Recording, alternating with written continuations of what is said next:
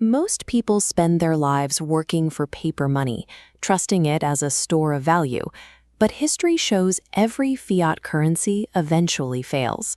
Since the Federal Reserve was created in 1913, the US dollar has lost over 96% of its value. On a long enough timeline, monetary stability is the exception, not the rule. In 1923 Germany, a banker named Friedrich Hecker watched 30 years of savings evaporate. He held what most consider safe: government bonds, a pension, and a savings account at a reputable Berlin bank. By November, his entire fortune couldn't buy a cup of coffee. At that same moment, a wheat farmer with no formal education or financial connections was wealthier than he'd ever been. His wealth wasn't in a bank account, it was in his silos. Look at the denomination on this 1923 banknote: 5 billion marks. When money dies, the economy reverts to barter. Historically, we see families trading grand pianos and family silver just for basic bags of flour. This pattern repeats. In 2008, Zimbabwe issued this $100 trillion note. It is the same terminal result for paper money, separated only by geography and time. Traditional savings fail because they are institutional promises.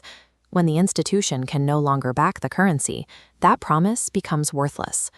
Surviving an economic collapse is determined by the specific asset class you hold. Certain things maintain their utility regardless of what happens to the currency. The first of these is productive land.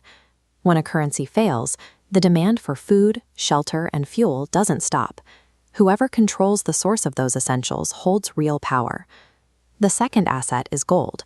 For 4,000 years, it has served as the default currency because it is divisible, portable, and impossible for a government to print into oblivion. During the French Revolution, the government issued notes called assignats. Initially trusted, they were printed until they lost 99% of their value. Those holding paper were destroyed, while those holding gold preserved their wealth. Gold's primary function isn't to make you rich during periods of growth. It is to keep you solvent when the official money system breaks. The third asset is real estate. It provides protection because a building is a physical object with utility that people need to survive, regardless of what the government decides is money. You cannot inflate away the concrete, the steel, or the labor it took to build an apartment complex. When the ruble disintegrated in 1990s Russia, those who owned their apartments came out with their real wealth intact. The fourth asset involves businesses with pricing power. Companies selling things people cannot stop buying, like cooking oil, electricity, or medicine. In 1980s Brazil, where inflation ran at thousands of percent, supermarket chains survived by repricing their shelves multiple times a day. They adjusted their prices as fast as the currency fell to maintain their margins. Meanwhile, businesses selling luxury goods or operating on long-term fixed contracts were wiped out because they couldn't adjust to the rising costs. Survival belongs to those who own assets with intrinsic utility, where consumers have no choice but to pay the new price. The fifth asset is foreign currency. Wealthy families often protect themselves by moving their capital into claims denominated in a different, more stable currency, like the US dollar shown here. During the Latin American debt crisis of the 1980s, the wealthy moved their money into offshore dollar accounts and Swiss francs before the local currencies bottomed out. This left the middle class, who held their savings in local bank accounts and pensions, to watch their life's work evaporate. A primary warning sign of an accelerating crisis is capital controls.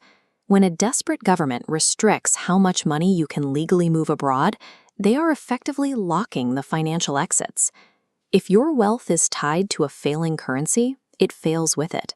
Holding a stable foreign currency allows you to observe the crisis from the outside. The sixth asset is perhaps the most powerful because it is the only one that cannot be confiscated or inflated away: essential personal skills.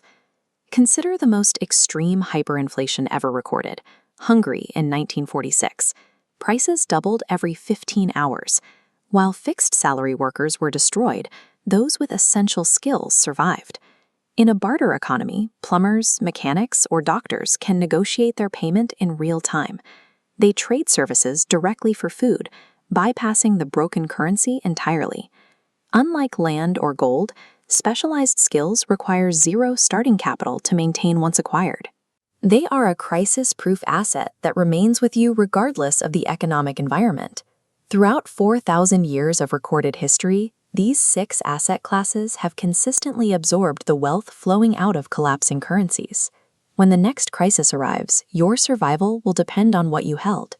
If you have at least one of these 6 assets, comment "Ready" below. If not, tell me which one you're starting today.